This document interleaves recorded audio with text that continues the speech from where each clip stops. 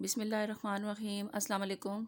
आज मैं आपके साथ शेयर करने जा रही हूँ चिकन मलाई बोटी की नहायत ही आसान रेसिपी, जो कि घर पे बनाना बहुत आसान है और बहुत ही कम बजट में बन जाती है और इसका जायका भी बहुत ही ज़बरदस्त होता है।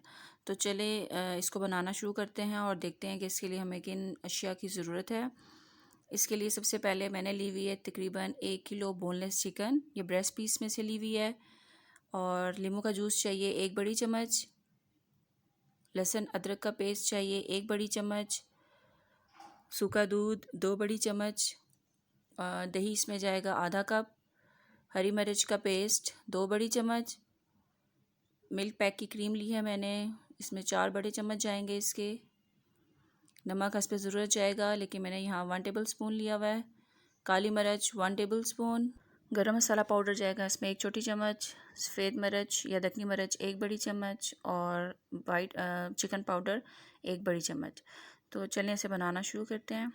इसके लिए सबसे पहले हमें चिकन को सिरके के साथ और नमक के साथ अच्छा सा धो लेना है, क्योंकि चिकन में एक स्मेल सी होती है। तो इसको अच्छा सा उसके साथ धो लेंगे और इसके बाद इसमें तमाम इंग्रेडिएंट्स डालेंगे।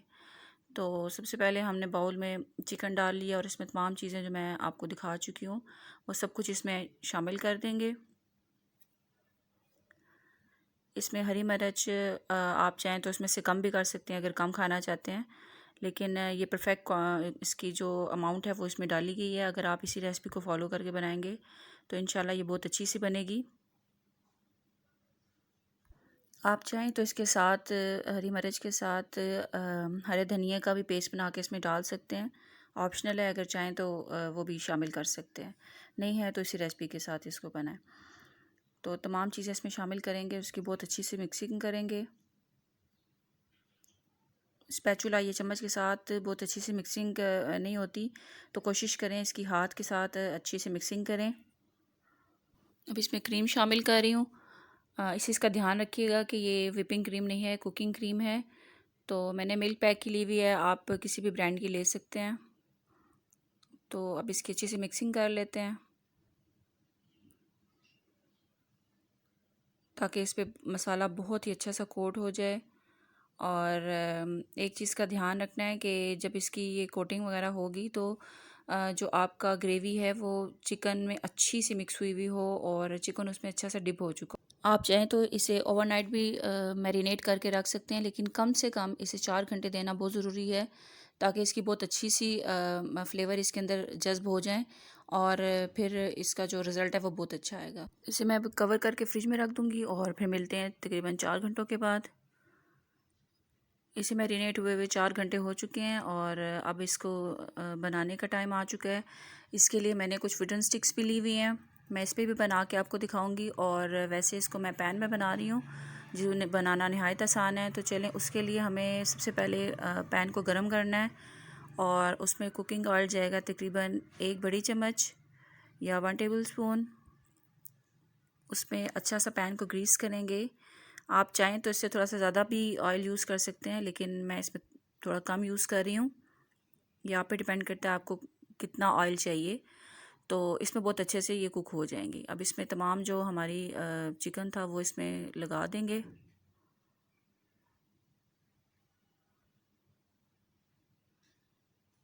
आप चाहें तो इन्हीं तमाम जो हमारा चिकन है इसको आप बारबेक्यू के लिए भी सीख वगैरह पे लगा के तो कर सकते हैं। रेसिपी सेम है, इसको चाहे वुडन स्टिक से बनाएं, पैन में बनाएं या आप सीख पे लगा कर बारबेक्यू करें, रेसिपी इसकी बिल्कुल यही है। तो इसका वेट करेंगे कि ये एक साइड से बहुत अच्छे से कुक हो जाएं, जब तक हम वुडन स्टिक्स पे लगा लेते हैं कुछ चिकन। तो वो भी आप पे डिपेंड करता है कि आप कितना उस पर लगाते हैं। एक तो उसका जो साइज़ है वो थोड़ा सा छोटा होना चाहिए, ताकि वो बहुत अच्छे से कुक हो सकें। मैं इस पर तकरीबन 4 से 5 लगाऊंगी, और आप चाहें तो 4 भी लगा सकते हैं, 3 भी लगा सकते हैं, यहाँ पे डिपेंड करता है। थोड़ा सा इसमें मार्जिन रखेंगे ताकि अच्छे से कुक हो सके। अगर चिकन का साइज़ थोड़ा सा बड़ा है तो आप 2 या 3 लगा लें, अगर छोटा है तो 4 से 5 इसमें आसानी से लग जाएंगे और इजीली कुक भी हो जाएंगे। तो चलें अब इसे भी कुक करते हैं। हमारी जो बोटी थी उसका एक साइड से बहुत अच्छा सा कलर आ चुका है, तो इसको आप पलट लेंगे। इसको बिल्कुल हल्की फ्लेम पे आपने करना है ताकि एकदम से इसका जो मसाला है वो जल ना जाए, और चिकन को भी अच्छा सा कुक होना चाहिए। तो लो फ्लेम पे इसे करें। लाइट सा कलर इसका आ चुका है। अब इसको पलट कर 2 से 3 मिनट और रखेंगे ताकि ये दोबारा से अच्छा सा कुक हो जाए। ये देखिए एकदम ज़बरदस्त सा इसका कलर आ चुका है, और एक्स्ट्रा इसमें ऑयल भी नहीं है कि हमें उसको निकालना पड़ेगा। इसमें बहुत अच्छे से जज्ब हो चुका है और ये अच्छा सा कुक भी हो चुका है। तो इसे अब निकाल लेंगे। ये देखिए ज़बरदस्त सा गोल्डन कलर आ चुका है इसका।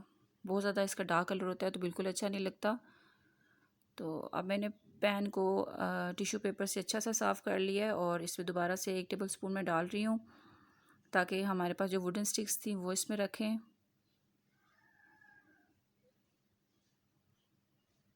इसको भी हमें लो फ्लेम पे कुक करना है, और अगर आपको लगता है कि ये अच्छे से कुक नहीं हुई हैं या गली नहीं है तो कुछ देर के लिए इसको आप ढक कर भी रख सकते हैं ताकि बहुत अच्छे से कुक हो जाए। तो हार्डली 10 मिनट में ये भी बहुत अच्छे से कुक हो जाएंगी।